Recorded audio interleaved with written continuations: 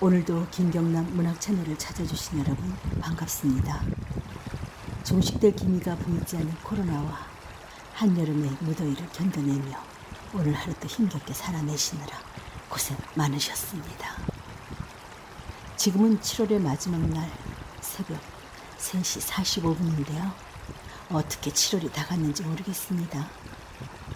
우리 모두에게 참 힘겨운 7월이었습니다. 그래도 8월에 거는 희망은 저버리지 마시고요. 조금 더 힘내서 우리 함께 다가오는 8월을 별 탈 없이 잘 건너가 보기로 해요. 저는 낭독으로 여러분을 응원하겠습니다. 오늘은 김성환 작가의 무명로를 낭독하겠습니다. 무명로는 해방이 되자 여기저기서 서울로 모여든 가난하고 이기적인 사람들의 모습을 통해서요, 내일의 희망이 안 보이는 막막하고 어두운 당시 부조리한 시대상을 풍자한 말이라고 합니다. 이 말은 역으로 생각해 보면요, 작은 빛이 남아 비추어주는 그런 세상이 되기를 간절히 바라는 작가의 소망을 나타낸 것이 아닐까 하는 생각도 할 수 있습니다. 이 작품은 1950년 서울신문에 발표된 작품입니다. 그럼 낭독을 시작하겠습니다. 편안한 시간 되십시오.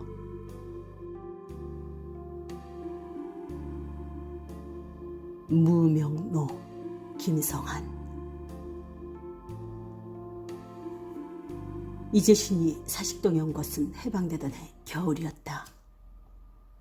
그러나 이 동네에서 산 지 이미 4년이 되어도 그가 어떤 인물이며 어떤 과거를 가진 사람인지 분명히 아는 이는 없었다. 간도 연길에서 무슨 일을 하였는지는 몰라도 기름이 돌게 잘 살았다는 것은 그의 처 양춘자가 가끔 자랑거리로 이웃에 퍼뜨려 놓은 소문이다. 어떤 사람은 그가 일본군 밀정을 했다지만 그것도 확실한 것은 알 도리가 없었다.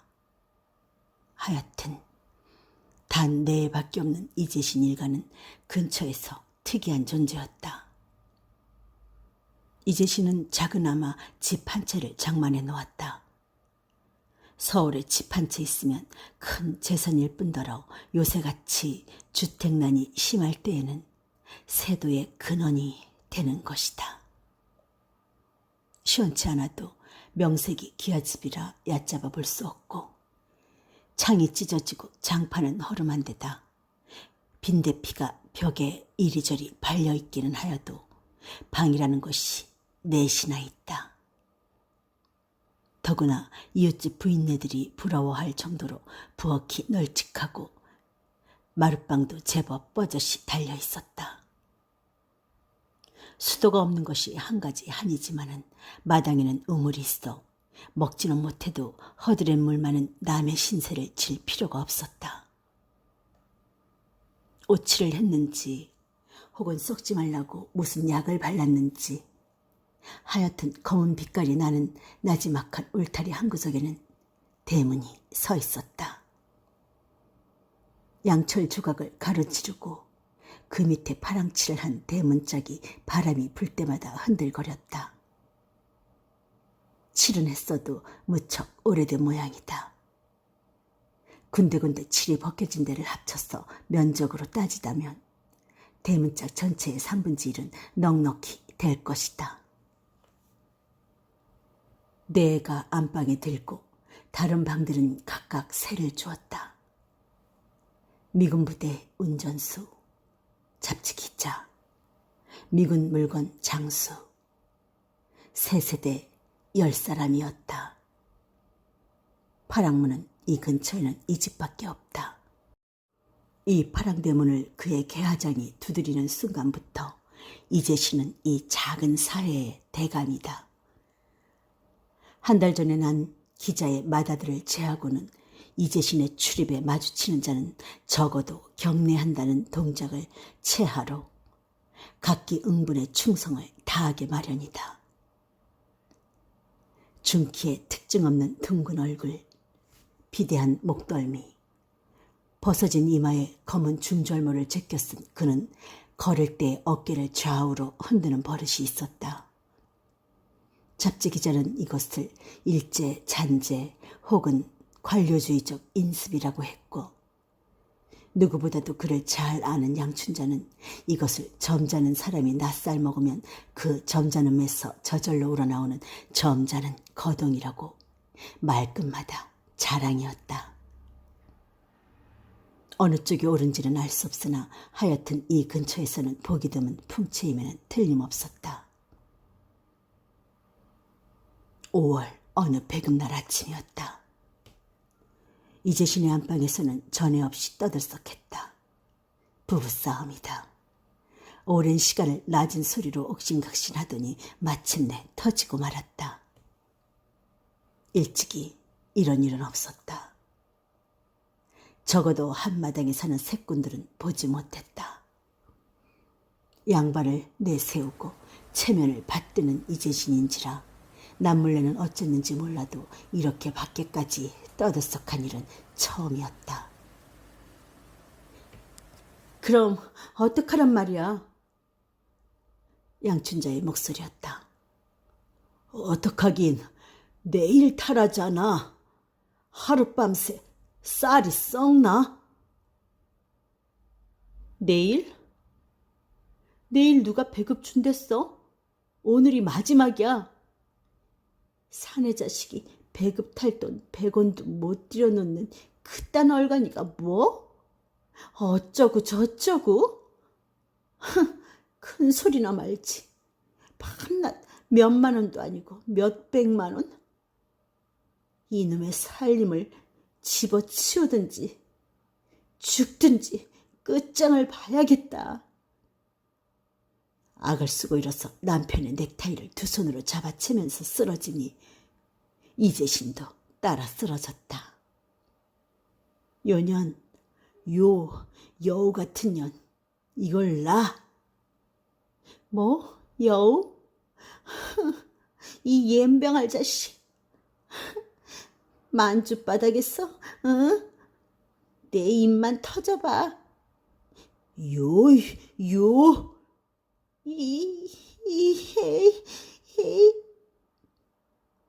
밀고 당기고 잡아채고 한 끝에 몸을 뺀 이재신은 마루에 나와 얼른 옷을 가꾸고 열어 제낀 안방문으로 쏘아보는 춘자가 다시 덤빌세라 괴화장을 앞세우고 대문을 나섰다. 한마당에 사는 새꾼들의 구경하는 모습도 가지각색이었다. 아이들은 마루에 나서 보고 여자들은 문구멍으로 엿보고 남자들은 방에 들어누워 오고 가는 말소리로 사태를 판단했다. 브로커로 전락은 했을망정 적어도 자기가 지고 흔드는 이 작은 사회에서만은 연면이 지켜오던 이재신가의 가풍. 많이는 못 되어도 10명의 숭상은 받아오던 가풍이 박살나는 역사적 순간이었다. 점잖은 댁에서 이런 일을 주인된 자기가 몸소 저질렀다는 것이 우선 체면 문제였고, 이로 해서 자기의 가난이 폭로되었다는 것도 범연할 수 없는 일이었다. 이재신은 걸으면서 개화장을 세차게 휘두르렀으나 마음은 편할 수 없었다. 돈 때문에 넣는 것이 아니다. 단 내가 산이 적적하기도 하고 일이 있어 밖에 나갈 때에는 집도 보아줄 겸 넣는 것이다. 이것이 집세는 하루도 또 한 푼도 어김없이 받아내면서도 새로 새꾼이 들 때마다 이재신 내가 한 번은 반드시 엮어내려가는 일장연설의 한 대목이었다. 때문에 이 사건은 파랑대문 안에서는 역사의 한 장이 막을 내리고 새로운 무엇인가 시작되는 전환점이기도 했다. 이재신의 개화장이 세종로쯤에서 주인이 잃었던 이엄을 부추겨 의연의 경지에까지 이르렀을 즈음 그의 집에서는 또 하나 전에 없던 일이 일어났다. 이재신의 처 춘자가 기자의 아들을 찾아와서 배급살도 못하는 딱한 사정, 남편의 무능, 염려되는 장래를 하소연하고 무엇이든 할 일이 있으면 같이 해보자는 것이었다. 이 작은 사회에서는 이건 역시 혁명이 아닐 수 없다. 언제나 야릇한 멸시의 눈초리로 예를 가리지 못하는 북도야인 기자 일가에 군림하던 그가 몸소 그 방에 왕림했다는 것부터 혁명적이요. 딱한 사정을 하소연하고 원조를 청했다는 것은 더구나 혁명적이 아닐 수 없었다.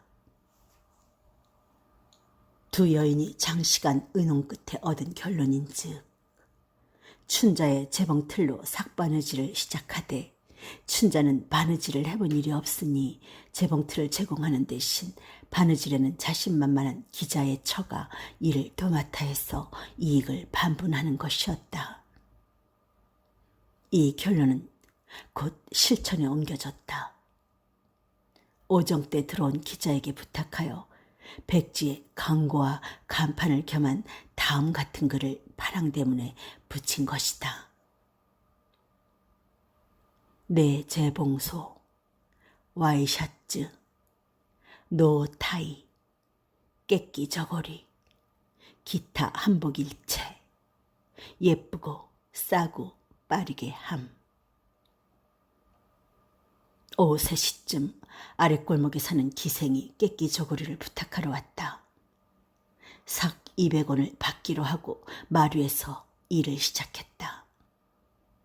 처음으로 영업을 시작했다는 감격과 내일 아침이면 일금 200원이 들어온다는 희망으로 두 여인의 가슴은 약간의 갈빗대 운동이 없을 수 없었다.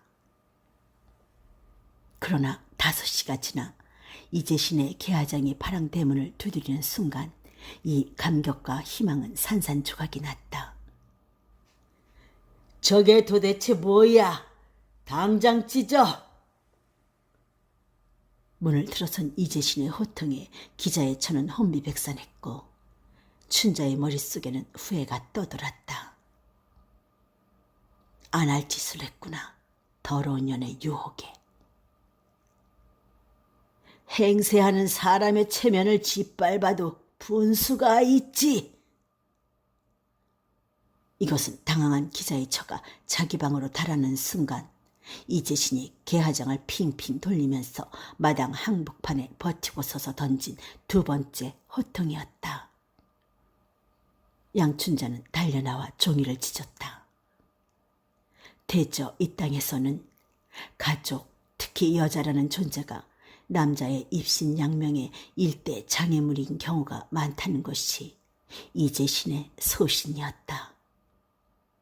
바로 그런 광경을 눈앞에 당한 이재신이 소리소리 지른 것도 100번 마땅한 일이 아닐 수 없었다. 요컨대 파랑대문에 전후 5시간 20분 동안 나붙은 한자 사방의 종이 한 조각은 행세하는 사람 이재신의 가슴속에 미중위의 파문을 일으켰고 그의 사업에도 지대한 영향을 미치게 된 셈이다. 어쨌든 기자의 처가 몰래 자기 방에서 끝을 맺은 제1차 사업의 결산은 다음과 같다. 수입 깨끼 저고리 한 벌 삭 200원, 지출 기역 실 90원, 니은 종이 한 장 10원, 잔액 100원.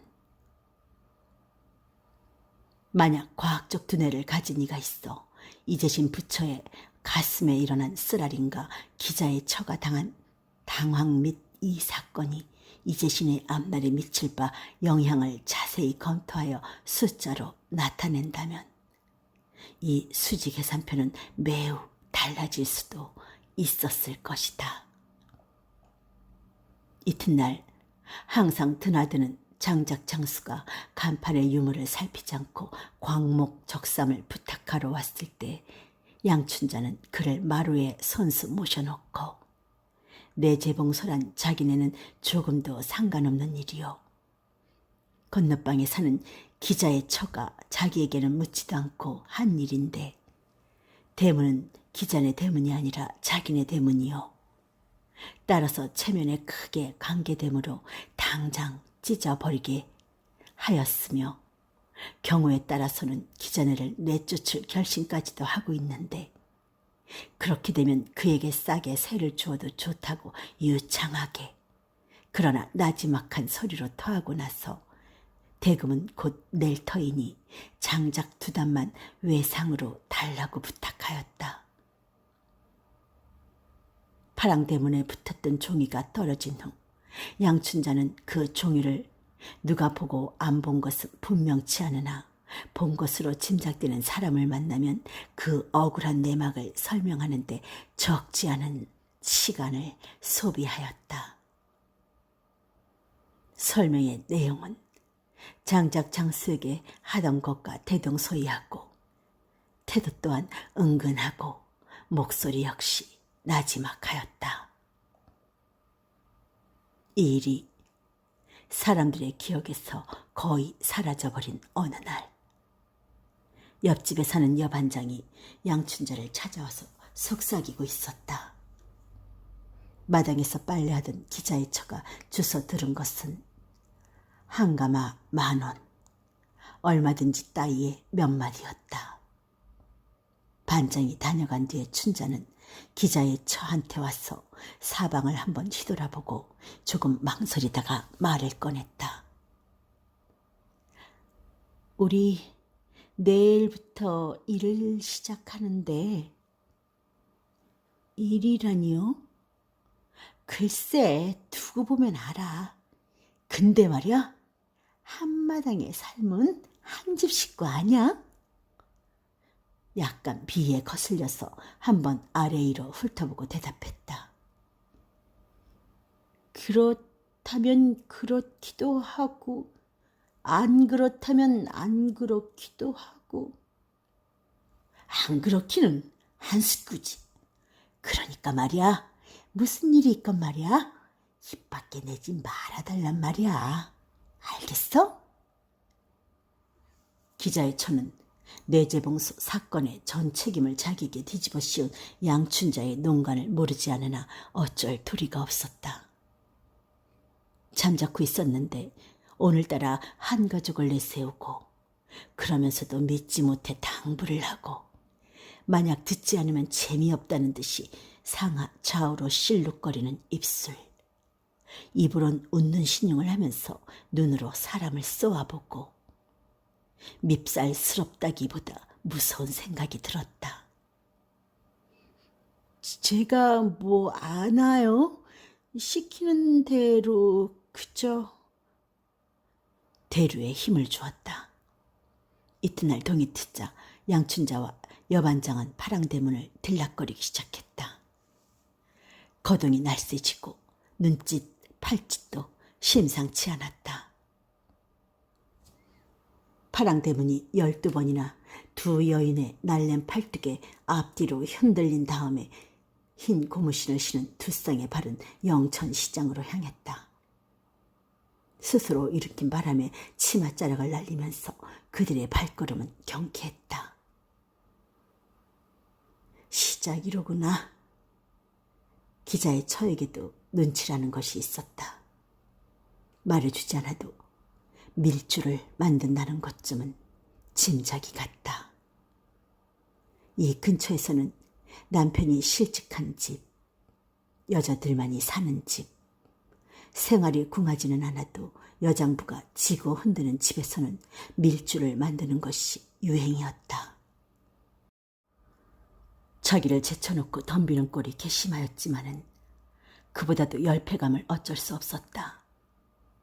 생각하면 괘씸하다는 것은 우위에 있는 자기보다 못한 자에게 갖는 일종의 우월감이다.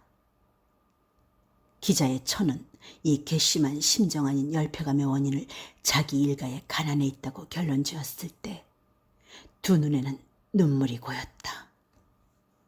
울타리가 헐어 실룩거리는 새빵 마루에 서니 멀리 사직공원이 보였다. 몇 해 전만 해도 그는 18살 난 여학생이었고 남편은 대학생이었다. 남몰래 사직공원에 놀러와서는 서로 장래를 이야기하는 것이 즐거움이었다. 장차 결혼하면 큰 집은 소용이 없고 아담한 집에 하단을 만들고 각색 꽃을 심되 봉선하마는 무엇보다 먼저 심을 것. 식모는 10살 먹은 예쁘장하고 얌전한 아이를 둘 것. 사직공원에는 적어도 일주일에 한 번은 올 것. 될 수 있는 대로 피아노 한 대를 사놓을 것. 이것이 언제나 그가 제안하고 장래의 남편이 두말 없이 승낙한 약속이었다. 그의 눈에서는 고였던 눈물이 흘렀다. 쌀 한가마진 지게꾼이 앞뒤에 붙은 양춘자와 여반장의 지휘 감독하에 파랑 대문으로 들어왔다. 이때 여반장은 몰라도 양춘자의 푸른 서슬만은 눈으로 보지 않아도 바람같이 피부에 와 닿는 느낌이었다. 지게꾼이 간 뒤에 쌀을 씻어 시루에 찌기 시작하였다. 방에 들어온 기자의 처는 귀를 기울이지 않아도 두 여자가 속삭이는 소리가 몇 마디 귀에 들어왔다. 늦어도 한 주일, 곧 염려 없어 따이었다. 양춘자의 이날 활동은 참말로 사면팔방이었다. 물을 길어온다. 장작을 팬다. 불을 뗀다. 일대 활극이었다. 적어도 기자의 처가 알기로는 몇 해 만에 그의 이마에 땀방울이 돋았다. 그러는 가운데도 날이 가면 밤이 오고 또 새날이 오는 일이 몇 번이고 계속되었다. 자정이 지난 깊은 밤이었다. 아무도 없는 부엌에서 이재신은 홀로 앉아 두 팔을 걷어올리고 어린애 소변같이 졸졸 흐르는 밀주를 받고 있었다. 밀주는 잘 되었다. 예기 이상의 성적이었다. 따라서 이익도 클 것이다. 그는 흐뭇했다. 매일 상종하는 헛놈들의 식은 소리에 신발만 닳게 할 것이 아니다. 대대적으로 한번 이놈의 일을 해보자. 대대적으로 하자면 우선 방이 있어야 한다. 3번만 하면 새꾼 한 놈은 내쫓을 돈이 생기겠다. 어느 놈을 내쫓을까? 주제넘은 기자 녀석을 내쫓자. 이놈이 제일 말썽이다. 계진년도 내재봉소로 사람을 망신을 시켰겠다. 기자고 난쟁이고 주제 넘어 보았자 소용있나. 내 집을 내가 내라는데야. 여기까지 생각한 그는 담배를 한 대 피워물고 생각을 달리했다. 그게 아니다. 그렇지 않아도 나와는 무언중에 이미 틀린 기자 녀석. 이놈을 잘못 건드렸다가 잡지나 신문 조각에 떠들어 놓으면 일은 어떻게 되지? 아니 꽂기는 하나 좀 참아야겠다. 그렇게 되면 미군 물건 장수밖에 없다. 너도 약점이 있지. 약점이야 있건 말건 위인이 너 줄해. 잿간 놈 어디 가서 말 한마디 제대로 하나.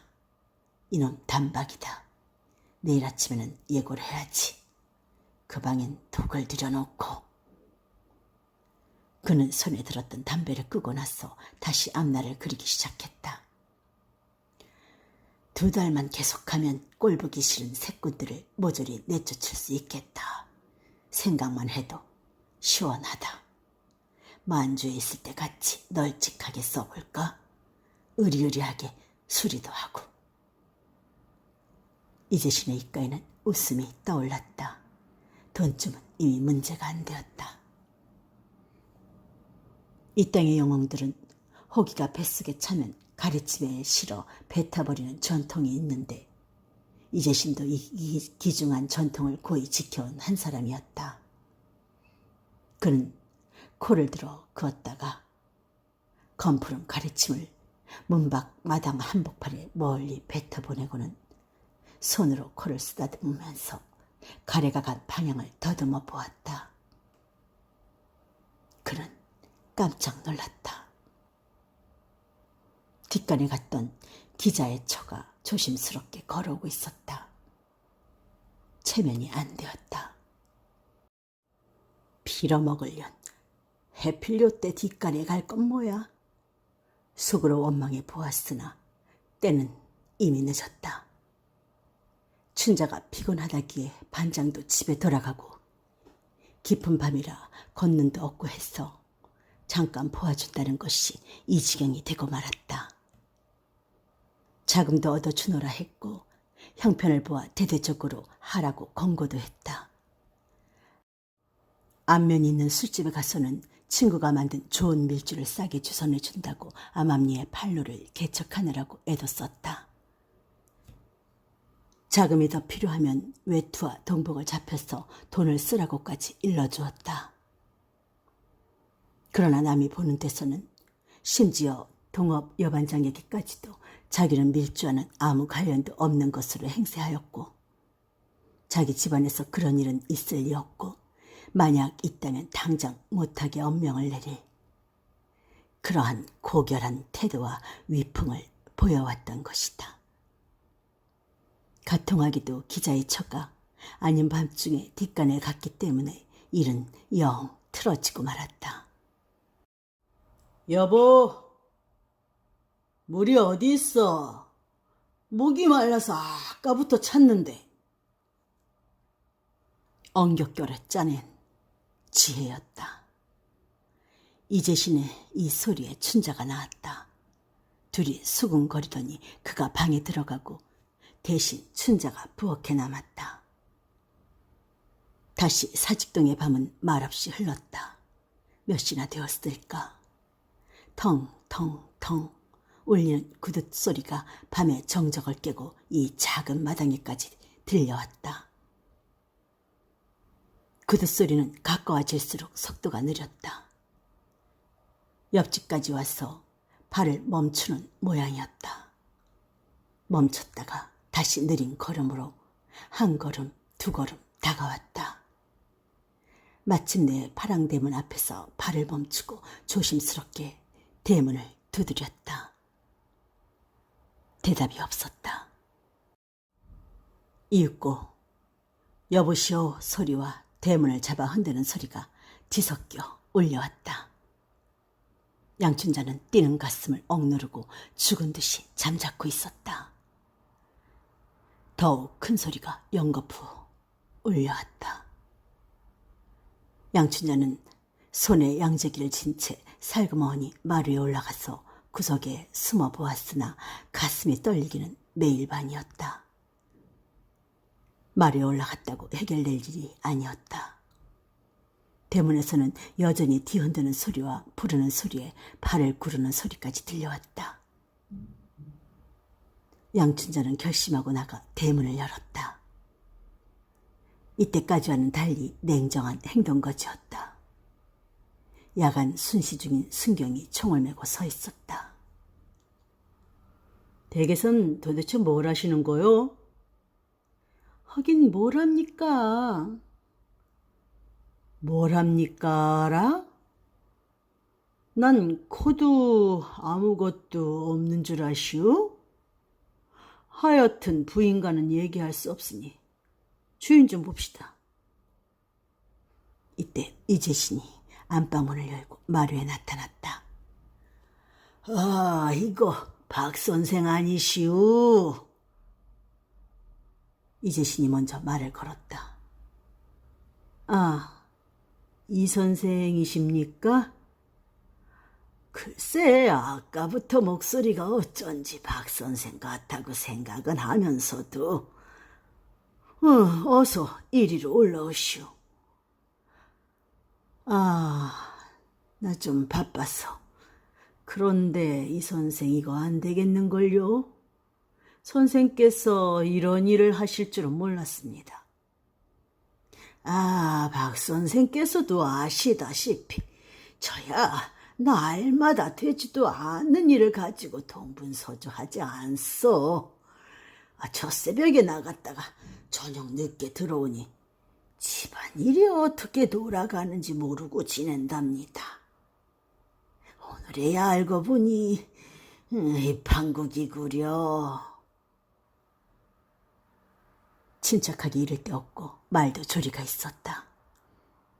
자기는 전혀 모르는 사이에 집안에서 철없는 계집들이 자기마저 깜짝같이 속이고 이런 일을 저지른 것이니 친한 사이라 널리 양해하여 주면 다시는 그런 일이 없도록 엄히 단속하겠노라 단언하고 나서 한 장 같이 나누자고 박순경의 손목을 잡았다.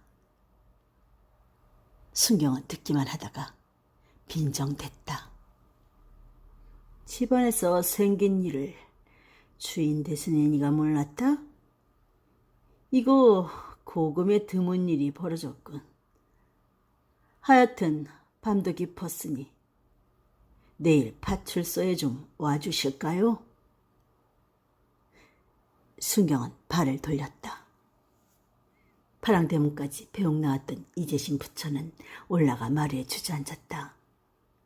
깊은 밤이라 구경꾼 하나 없었지만은 이렇게 떠들썩해놓고 보니 감출 것도 없고 부끄러움도 사라져버렸다. 패라 먹을련 술은 뭐 썩어 자빠진 술. 난 모른다 이젠. 양춘자는 없는 반장을 두고 욕설을 퍼부었다. 또 한 번 몹쓸년의 유혹에 걸린 것이요 모두가 여반장의 잘못으로만 생각되었다. 그년만 없으면 밀준지 뭔지 생각이나 해? 참 별걸 다 보겠네. 포로로 달려가서 여반장의 담을 두드렸다. 순경이 지르는 호통에 여반장도 잠이 깨어 큰일 난 줄을 알았으나 어찌할 도리가 없어 이불 밑에서 떨고만 있다가 순경이 가는 소리를 듣고 일어나서 옷을 주워 입는 길이었다. 양춘자의 안방에서는 삼자회의가 열렸다. 왼쪽 다리를 깊숙이 바른 무릎에 올려놓고 쉴 새 없이 담배를 피우는 이재신은 종시 말이 없고 두 여인만은 처음부터 옥신각신이었다. 서로 자기가 잘했고 따라서 책임은 저 편이 져야 한다는 것이었다.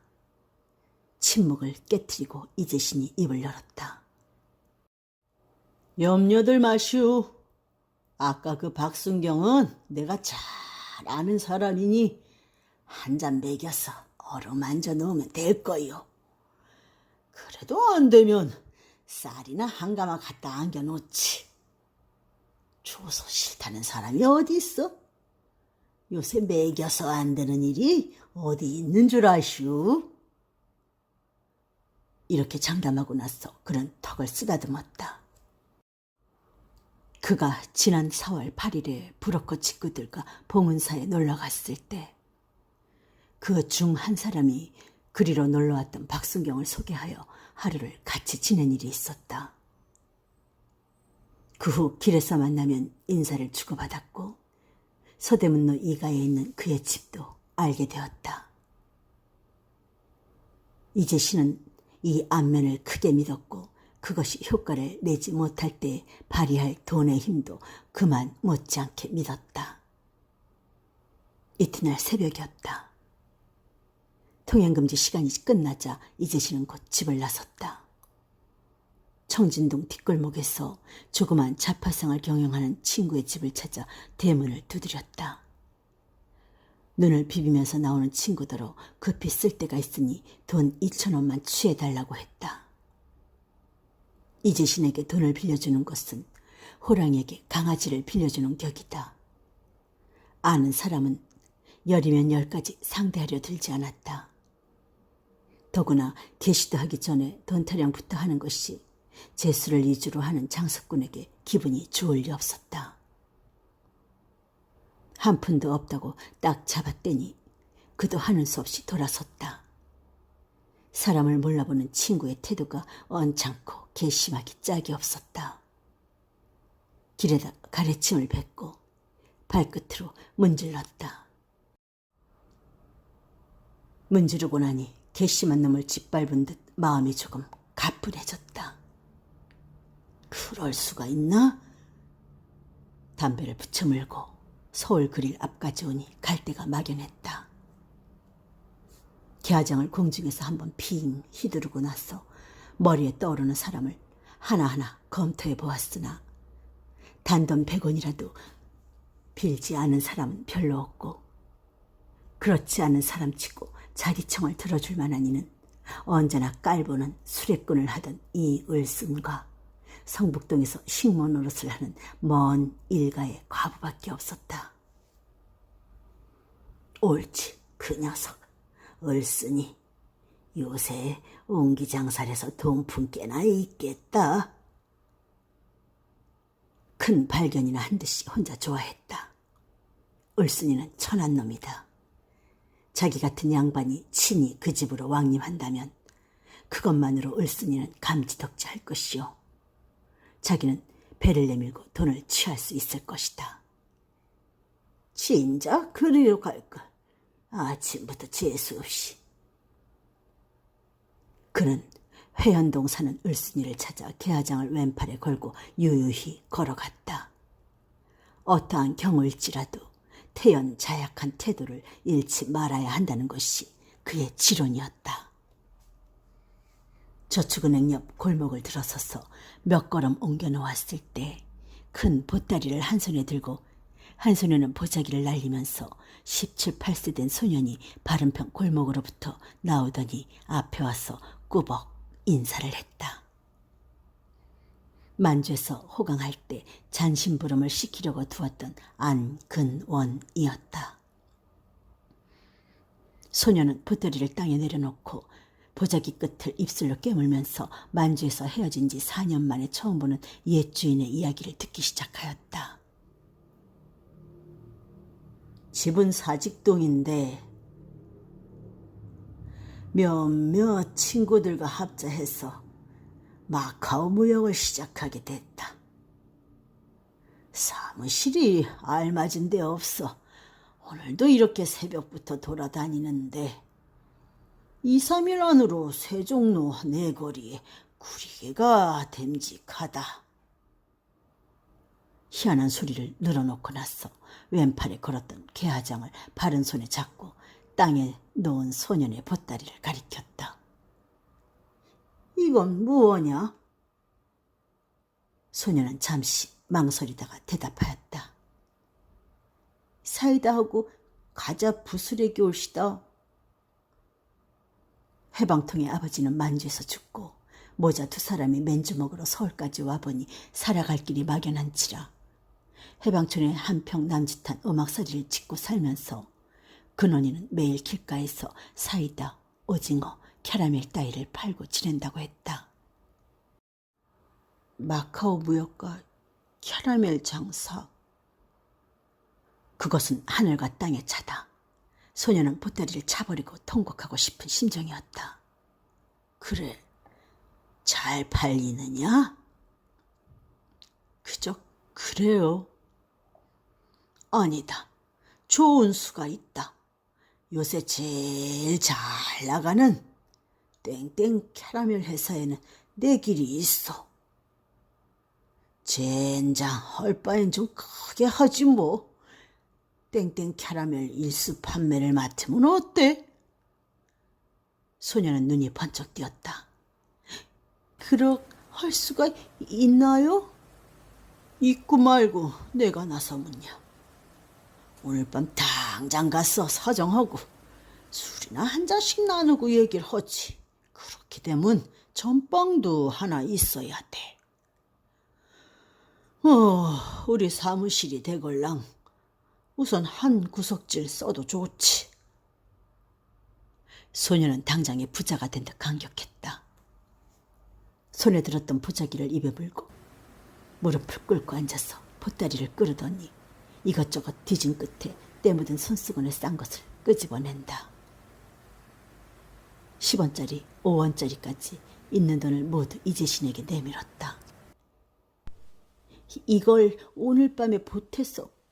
애끼놈. 아니에요. 그리고 꼭 되게 해주세요. 호주머니에까지 넣어주는 것을 이재신은 못 이기는 체하고 받았다. 하긴 큰 일을 꾸미는데 제 힘도 들긴 해야지. 말을 맺고 명함 한 장을 주면서 소년더러 내일 저녁에 그 주소로 찾아오라고 하였다. 오늘 장사도 집어치우고 좋아서 집으로 달리는 소년이 동화백화점 모퉁이로 사라지는 것을 보고 이재신은 호주머니에 돈을 꺼내가지고 돌아서 세어보았다. 합계 1,630원. 도매상에 물건 사러 가던 돈인 모양이다. 요거 오면 됨직하니 올순이건 다음에 쓸까? 그는 발을 돌려 서대문로 이가 박순경 집을 찾았다. 문간방이었다. 교대하고 나온 박순경은 감기가 들려 자리에 누워있고 부인은 밖에서 설거지를 하고 있었다. 차라리 잘 됐구나. 들어서자 이재씨는 코가 땅에 닿도록 절하고 나서 간밤에 실례를 사과하고 그므로는 절대 그런 일이 없도록 할 터이니 양해하여 달라고 청을 드렸다. 한참 동안 묵묵히 앉아있던 박순경이 입을 열었다. 피차에 생활은 다 궁하지 않습니까? 궁하기는 제가 이 선생보다 더 할 겁니다. 그러니 궁하다는 것이 얼마나 참기 어려운가는 저도 잘 알고 있습니다. 선생께서도 생각도 못해 부득이해서 하셨겠죠. 하지만 법이 있으니 어떡합니까? 다시는 그런 일이 없도록 해주시죠. 박순경은 다시 입을 다물었다. 몸이 몹시 불편한 듯하였다. 다른 소리는 들으나 마나 한 것이고 하여튼 다시는 그렇지 않도록 하라는 말은 확실히 용서한다는 뜻으로 해석되었다. 호주머니에 있는 돈을 몇 번이나 몰래 만지면서 술이나 한 잔 난으로 나가자고 말을 꺼내려다가 삼켜버렸다. 몸도 불편하려니와 그의 생김새를 가만 보아하니 자칫하다가는 창피를 당할 것도 같았다. 공손히 치사하고 일어서 나왔다. 막상 나와보니 돈 한 푼 안 들이고 큰일이 해결되었으니 더 바랄 것이 없었다. 오늘 재수는 상지상이로다. 한 길에 나온 제시는 몇 걸음 옮겨놓다가 다시 돌이켜 생각했다. 이번 일만이라면 그냥 두어도 무방하겠지만은 앞으로 어떤 일이 생길지 모른다. 지금 삶아두지 않으면 다음부터 일이 있을 때 부탁하기 어려울 것이다. 기왕 갖고 온 돈이 버리는 셈치고 술이나 좀 사다 안겨놓자. 상점에 가서 이리저리 뒤적거리다가 1,500원으로 포도주 3병을 사서 깨끗한 종이에 싸가지고 다시 박순경네 대문을 들어섰다. 부인은 어디로 갔는지 안 보이고 박순경이 혼자 앉아 약을 마시고 있었다. 대문간으로 들어간 이재씨는 마당에서 굽신했다. 약소합니다마는 한 잔 맛보시오. 포도주는 몸에도 괜찮습니다. 이번엔 뭐라고 감사를 해야 할지 모르겠습니다. 아니, 전 술을 못합니다. 이건 포도주인데 맛도 좋고 어린애라도 마시는 겁니다. 저는 주자 붙은 것은 뭐든지 못합니다. 이재씨는 무작정 술병을 방 안에 들여놓고 대문을 막 나가려고 하였다. 순경이 큰 소리로 불렀다. 이 선생, 할 말이 있으니 잠깐만 들어오시오. 이재씨는 개화장을 구석에 세워놓고 방에 들어가 앉았다. 이 선생, 사고 파는 물건은 따로 있는 게 아니겠죠? 네? 이재씨는 알듯 모를 듯한 소리였다. 저도 한번 장사치러 나서볼까 하는데 호스가 틀리지는 않았겠죠? 무슨 말씀인지. 이재씨는 더욱 모를 소리였다. 법이라는 밀주를 팔면 어떨까 했는데. 이재신은 대답을 못했다. 이죽거리는 폼이 자기를 사람으로 보지 않는 것만은 틀림없었다. 이 이재신을 어떻게 보고 하는 잡소리냐? 못난 녀석. 남은 없어 못 먹는데 쌀 한 톨이라도 들어오는 건 받아 넣는 것이 장땡이지. 똥별자리가 잘난 채 깨끗한 채 해봤자 누가 알아나 주나? 쟤까지 것이 어쩌고? 작년 가을에 김경감도 쌀 한 말 갖다 줬더니 고맙다고 고스란히 받지 않았나? 헤, 싫으면 그만둬라. 포도주는 상점에 도로 갖다 주고 돈을 찾으려다가 무슨 생각이 났던지 그냥 가지고 개화장을 휘두르면서 집으로 돌아왔다. 집으로 돌아온 이재신은 회색이 만면하였다. 다 잘됐어. 그러면 그렇지. 그 사람이 내 말을 거역할 수 있겠소? 염려들 말고 어서 술이나 많이 빼슈. 이걸 봐요. 그 사람이 글쎄 맛을 보라고 이런 것까지 나한테 선사하지 않겠나? 춘자와 여반정을 앞에 놓고 포도주 포장을 끓이면서 제법 30분 동안이나 경과 보고를 하고 나서 돈 400원을 내놓았다. 고기나 한 근 사다 지지요. 쇠고기 안주에 밀주를 마시고 이재신은 잠이 들었다.